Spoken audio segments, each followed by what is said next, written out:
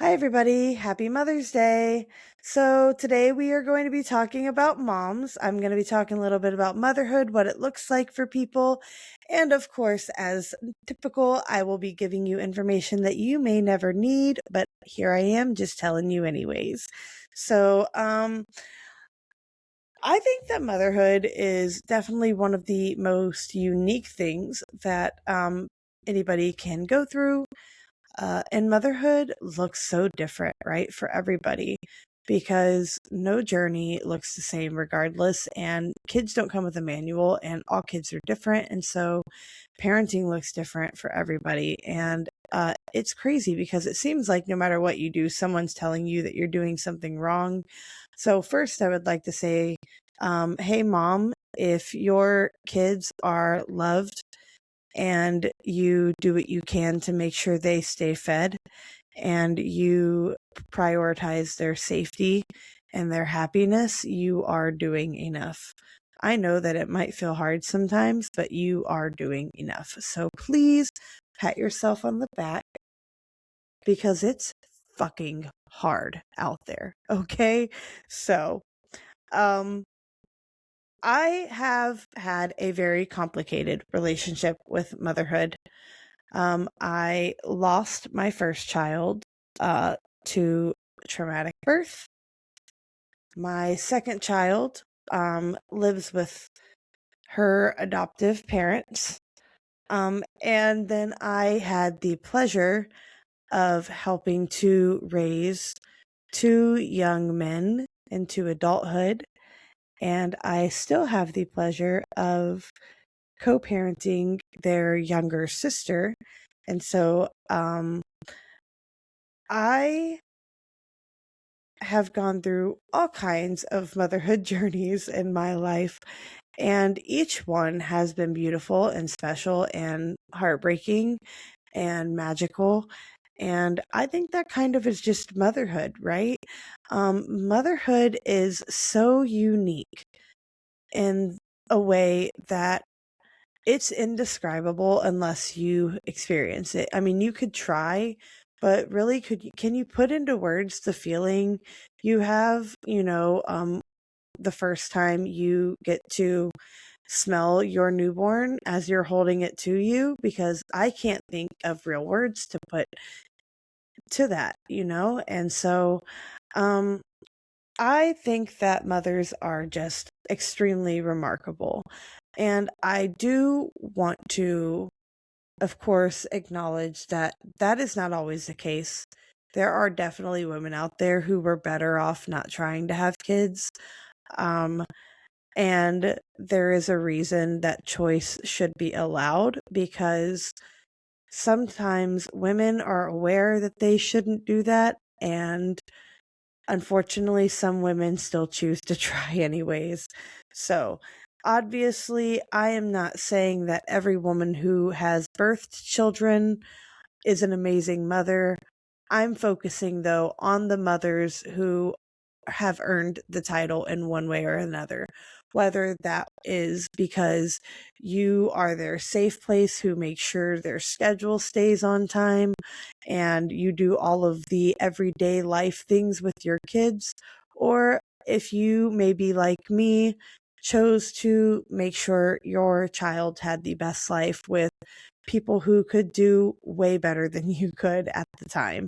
Um, I hope you all have a happy Mother's Day. Also, if you do have a hard time with today, I do also just want to say I'm sorry for whatever happened to cause that, and I hope that today is full of patience and understanding from your loved ones. So, let's get into some cool motherhood facts, shall we? Did you know that a mother's brain shrinks during pregnancy? And it does this in order to prepare and kind of adapt to the new needs of the body. And then it expands again after a new organ or the placenta is grown. And also, did you know that a mother's voice is the first voice a baby can recognize, which I think is really, really cool. So, a mother can also carry cells from her child inside different organs, such as the heart, the brain, and the liver, for decades after she's had the baby. And blood volume actually increases by up to 50% during pregnancy to allow for obviously more blood flow to go to the child. And also, your bones soften in order to prepare for childbirth, which is pretty freaking cool. Also, I did mention, the brain shrinks during pregnancy. It does grow back to the normal size within 6 months after giving birth. Um, the longest recorded human pregnancy lasted 375 days. Could you frickin' imagine? Because no frickin' way. Anyways, the average mother changes approximately 7,300 diapers by the time her child turns two. A preschooler can require their mother's attention on an average of 210 times per day, which is roughly once every 4 minutes, which totally makes me think of that scene in Family Guy, the Stewie with mom, mom, mom, mom, mummy, mummy, mummy, mummy. That one? Yeah. It genuinely makes me think of that, which also my mom is going to find that funny because my sister and I do that to her freaking all the time. Anyways, did you know that mother of young children sleep 1 to 2 hours less a night than childless mother or childless women, childless mothers. Anyways, working moms spend on average 13 hours per week on combined family chores and work duties. Um, did you know that Mother's Day is the busiest day of the year for phone calls? And roughly 122 million phone calls are made in the US. Um, Mother's Day is also the third most popular holiday in the world, behind Christmas and Easter. Anna Jarvis, who founded Mother's Day, never had children and actually later regretted the commercialized, uh, manner of the holiday. Which I totally get that. So, carnations are the official flower of Mother's Day, red or pink for a living mother, and white to honor your deceased mother. And then, did you know that blue whale mothers produce 50 gallons of milk per day? And did you know that an elephant mother, it can be pregnant for 22 months? Um, in some spider species, the mothers offer their body as fuel for her children, which is morbid. Um, the oldest mother on record was 74 years old when she gave birth to twins. And the reason that the first words mom, ma, and mama are so universal are they are the easiest sounds for babies to make, and they also start it's because they start with an sound. So there are some crazy situations that have happened where mothers have saved their children from extreme situations, and I would like to talk about a few of those. So, in 1982, Angela Cavallo lifted a 1964 Chevrolet Impala, which is approximately 3,500 pounds, off of her son Tony, who was pinned while he was working on it in Georgia. She held it long enough for neighbors to secure it. This is likely due to an adrenaline surge. Extreme danger does trigger a massive release of adrenaline, increases blood flow, oxygen, and energy to muscles, and it allows for momentary, superhuman strength, basically.